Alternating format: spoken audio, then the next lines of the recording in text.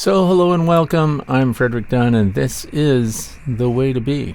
So here we are, the last day of August, the 31st of August. And what do you think is happening? Well, there's a swarm happening, and this is an observation hive, we suspect, that had piping queens that we recorded earlier. And now they're on the wing and they're going to land on this spruce tree somewhere.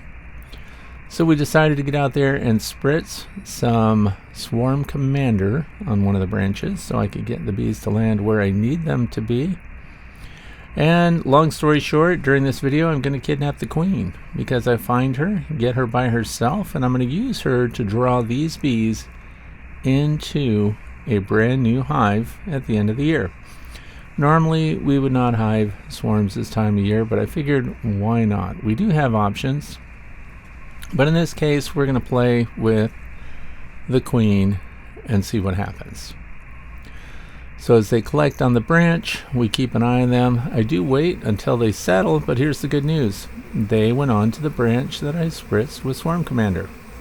Now this only worked because they were in the air and had not already decided on a branch. It's key to catch them while they're still in their decision-making process, because where the scouts go and where the foragers go, they lead the way for the queen. She's kind of a follower.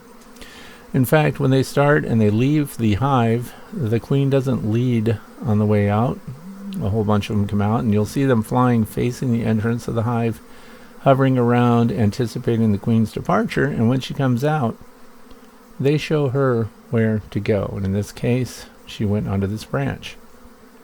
Now this branch has been used over and over for swarms, so it does have a neat pheromone. Here's what happened. I shook them off the branch into a bucket. Sorry I didn't show that. But a bunch of bees also fell on the grass, and when I looked at them, I found the queen. So I was able to grab the queen by herself, and I marked her. Now in this case I marked her green. I know it should be blue, but a fluorescent green just identifies her, and it will be easy for me to pay attention to her. I'm not a breeder. I don't mark all my queens, but this one is a unique case because I have a brand new beehive. I did put some drawn comb in. There's like 3 frames. It's a 10 frame deep. This is a premier hive that also has the propola preparation on the interior. And I'm using this entrance queen includer. You can see that this queen really wants to stay with me.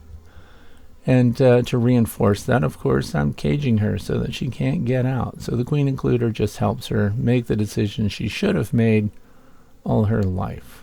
So I also use this queen excluder over the top of the bucket because it helps me find the queen and keep the swarm from departing. But in this case, I didn't need it because the queen, when I shook them off the branch, was not in the bucket. She was out on the ground, as I mentioned before. So now this is a great opportunity to do a couple of things. One, I have the queen inside that queen includer, and there are no other honeybees inside this hive. So I get a chance to watch and see them locate her. And then I'm sure they're all going to want to join her in the hive. She wants to stay there. It's clear. And then we'll just make a video and see if they don't notice her. Now, if they didn't notice her at all and they didn't react to her, then I would start looking for another queen. So this queen includer also serves as a barrier. If another queen's in this swarm, it will be stopped at the queen includer barrier. And then I'll be able to decide which of the two I want to keep. But something interesting happens during this video, and it's the first time, actually, that I've had this occurrence, and I'm going to make you watch until the end to see exactly what that was. So again, she's marked lime green. She should be blue, but it just distinguishes the fact, look at this, if there's more than one queen and one is marked, then I know that the others were extras and I'm not just seeing the same queen in different places. So also at the very end of this video, you're going to see what's going on today, which is September the 1st. So she looks pretty good, by the way. Notice that abdomen, nice and long. She is likely the prime queen, which is why I felt comfortable marking her. Normally when I'm dealing with swarms that I'm collecting in buckets late in the year, If I'm not sure that it's a laying queen, I don't mark them. I wait until they're producing eggs, until they've anchored the colony, until everything is good, and I know which one they prefer. You can see that dot expertly put on her thorax.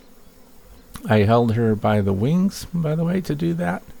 You want to be very careful if you're marking a queen. Don't handle them by their abdomen. Very delicate. Be careful of their feet. Anything that could injure the queen. You can see that she's also been in through the entrance there. See the little lime green rub off there on the entrance of the entrance reducer. That is less than 3/8 of an inch high, and very good height for them to defend themselves, because yellow jacket pressure is pretty high right now. And you can also see that she's nice and heavy, because when she walks across the board, her abdomen drags. She doesn't hold it high off the ground like some young virgin queens do.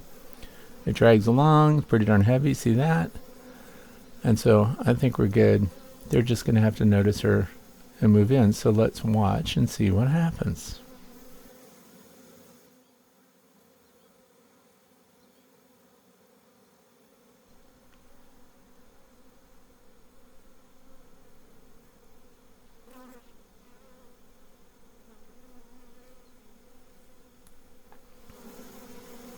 Now, another thing that we want to mention, if they're hesitant, if they do not pay attention to her, if you tried this on your own, and it's 100% risk, by the way, but if you did this on your own and your swarm does not move in with the queen that you've selected, then you need to start looking for another queen in your bucket, because that would be the only reason they would not leave the bucket once they find their queen. But they found her. The Nasanov glands start opening up, they start fanning, they start spreading the word to all the others. And this is all in real time, by the way, so this happened pretty darn quick. So for the patient beekeeper, these bees were ready to go. So as far as how long they were on that branch, less than a day. And what time of day did the swarm occur? This swarm occurred at about 1 o'clock in the afternoon. And as I mentioned, it was August 31st. So now they're all piling in, and I'll just let you watch that as they move in.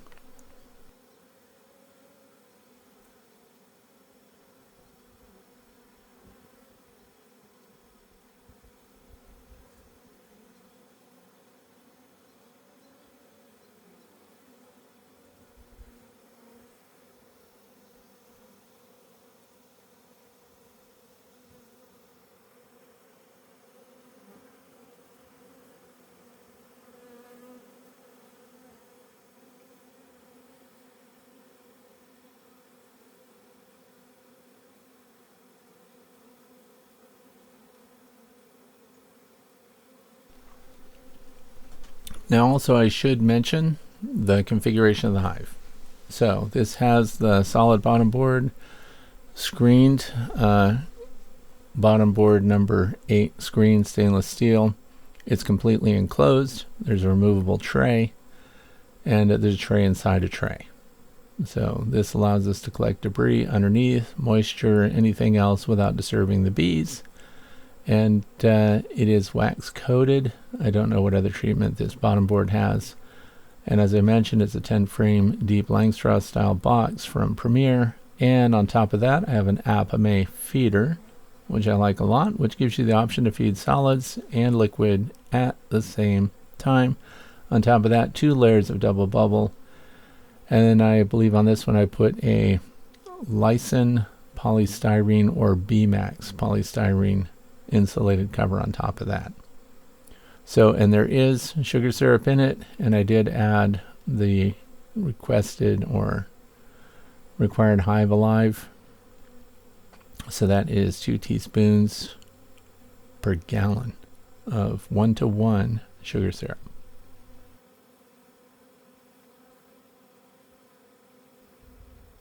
Also, if you don't know, this is the northwestern part of the state of Pennsylvania, the northeastern part of the United States.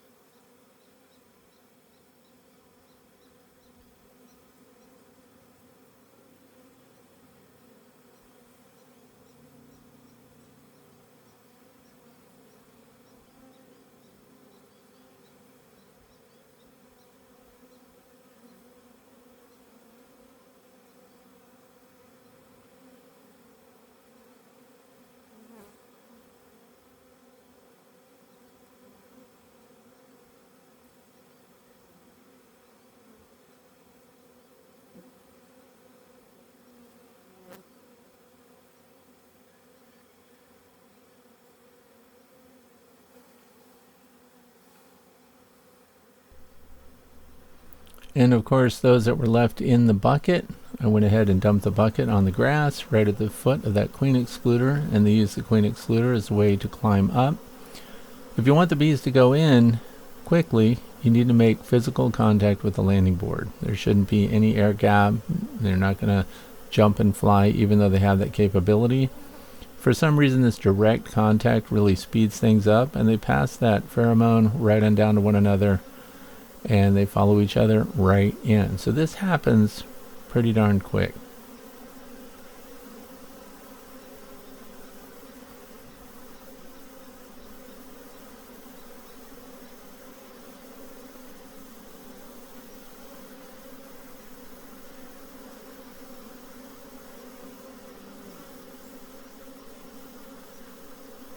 Now also, what's inside the hive, we have, other than the drawn comb that was extracted, there are no resources on any of the comb. We also have foundation that's heavy waxed and wooden frames. And so the bees can draw that out. When you have a swarm that you're installing, they are ready to draw comb. They'll put beeswax all over little bits and pieces of things that they're in contact with because they're really primed. They've taken resources from the hive they departed from, which is fine. We're in the middle of a really good nectar flow right now.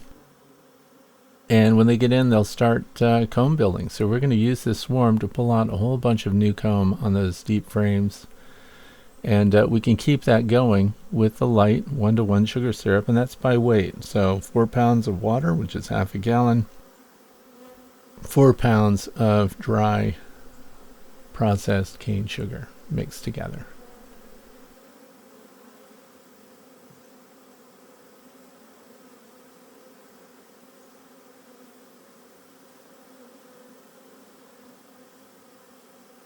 Now, if you don't want to watch this and you want to jump ahead to the interesting thing that happened, you can go to the 14-minute mark.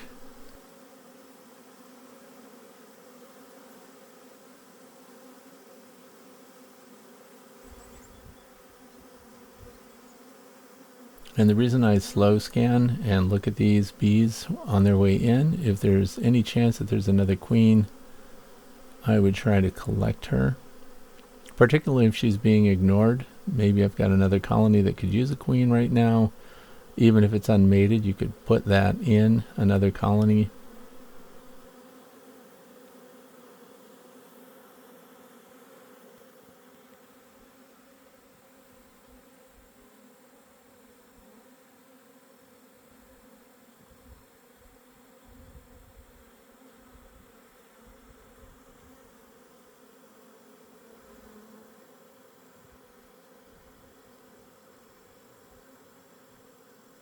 And even though the swarm was on the branch at right around 1 p.m., I did not collect and hive them until around 6 or 7. So we're looking at sunset light here.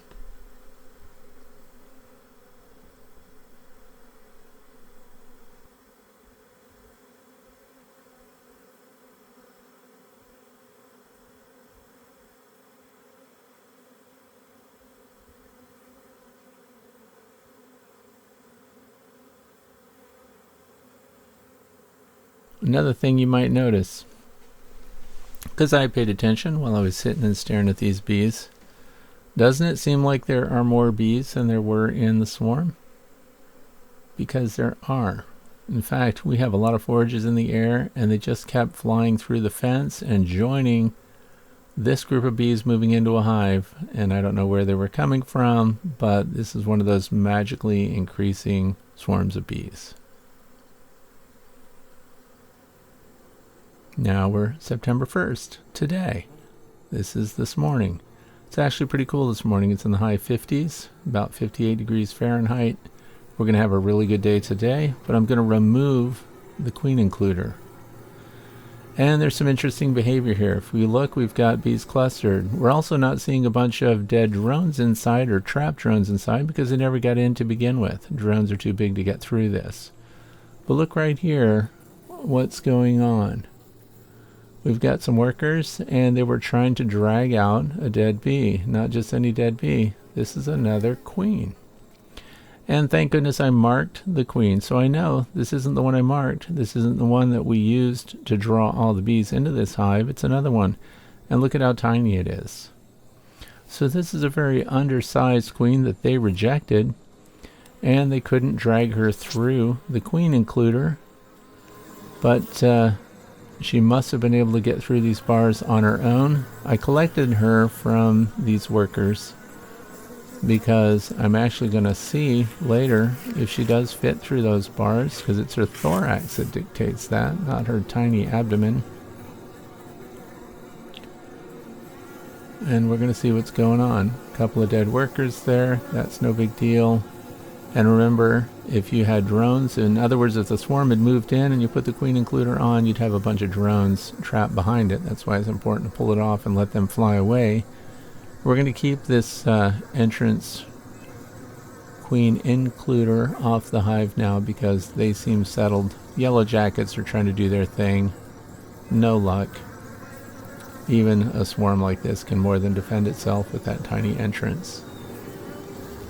And like I said, we'll keep the queen and get some measurements off of her and see if she actually could fit through it, but it's the only way that she would have been on that side of the queen includer if she went in on her own.